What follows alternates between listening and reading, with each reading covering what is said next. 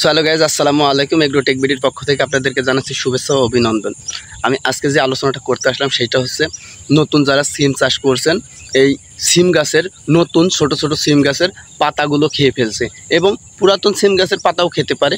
তো পোকা তো একই। তো এই পোকার জন্য আমরা কি করতে পারি? এই পোকাটা না তাড়াতে পারলে আমাদের সিম গাছটা বৃদ্ধি পাবে না, আমাদের সিম গাছটা এখানেই মারা যাবে।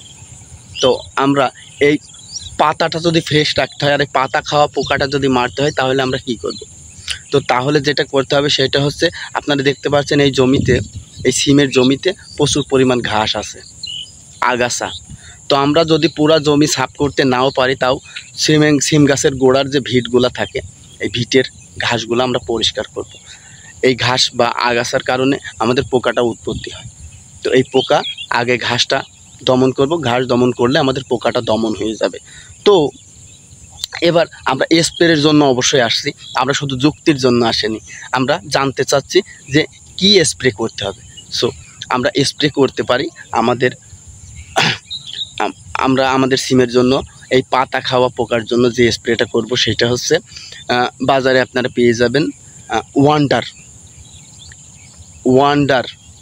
এক পাতা 20 টাকা নেবে ওয়ান্ডার, আবার 20 থেকে 25 টাকা নিতে পারে ইমাক্টো। যদি এইগুলা ব্যবহার করে আপনি ফলাফল ভালো না পান তাহলে আপনি ব্যবহার করতে পারেন। আগে এটা নিয়ম বলি, এটা হচ্ছে প্রতি লিটার পানিতে 1 গ্রাম।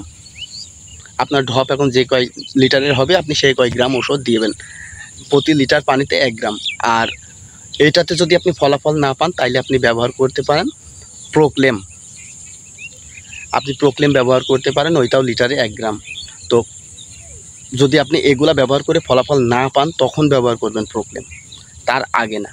তো আপনি লিটারে 1 গ্রাম হারে ব্যবহার করুন। যদি ভালো ফলাফল পান তাইলে ভাইয়ের চ্যানেলটা একটু সাবস্ক্রাইব করবেন, আর একটা লাইক করবেন, একটা কমেন্ট করে দিবেন যদি অন্য বিষয়ে জানার থাকে। তো আর কথা বাড়াবো না, আল্লাহ হাফেজ।